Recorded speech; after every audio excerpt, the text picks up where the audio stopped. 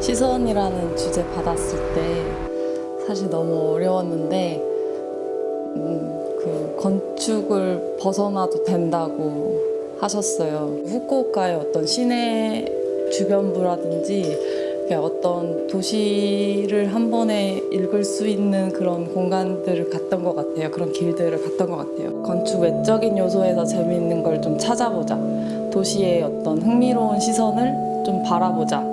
그래서 뭐 바닥 패턴, 공간마다 좀 재밌는 것들이 있어요. 그냥 건축이 아닌 사람들도 볼 수 있는 그런 재미난 요소들. 그래서 그런 것들 위주로 주로 시선을 돌리려고 했습니다. 저희는 각자 공부해 온 게 다르고 그리고 각자 중요시 여긴 게 다르기 때문에 처음부터 하나로 시작하기보다는 좀 더 다양한 관점에서 보자라는 게 저희의 생각이었습니다.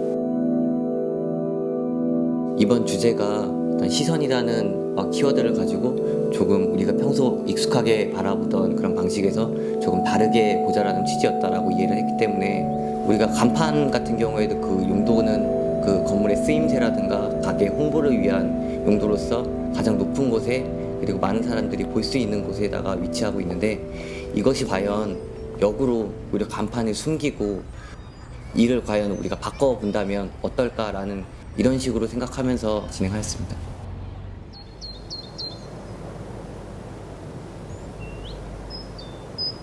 우리 그래서 여기 근처로 미나미역 찍으면 될까? 가자 할까?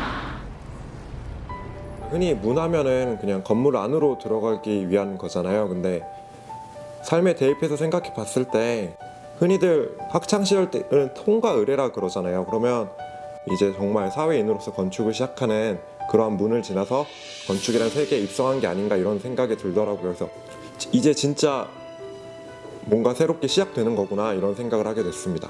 회사를 다니면서는 아마 일을 하면서 오는 스트레스도 있을 것이고 또 일을 하면서 이렇게 즐거운 시간들만 가질 수는 없어서 딱딱해질 수도 있을 것 같은데 그 와중에 그래도 동기들이나 이렇게 조별로 활동했던 추억들이나 그런 것들이 있으면 회사 생활을 하는데 큰 도움이 되지 않을까 싶습니다.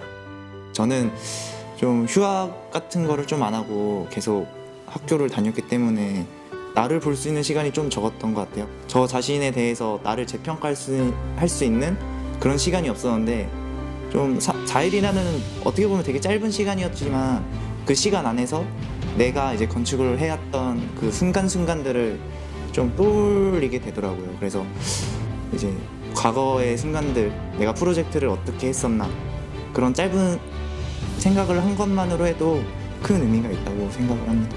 출발선에 선 저 자신을 표현하면 그냥 무전 여행을 하러 가는 사람 같다라고 좀 많이 느끼고 있어요. 힘든 속에서 어떤 누군가의 도움을 받을 수도 있고 또 서로 마음을 주고받을 수 있는 게 제 여행이라고 생각을 하거든요. 그래서 저는 이제 회사의 첫 출발점에 선 저 자신에게 이번 여행 힘들더라도 즐거운 일들도 분명히 많을 테니까 힘내서 잘 해보자라고 얘기를 하고 싶습니다.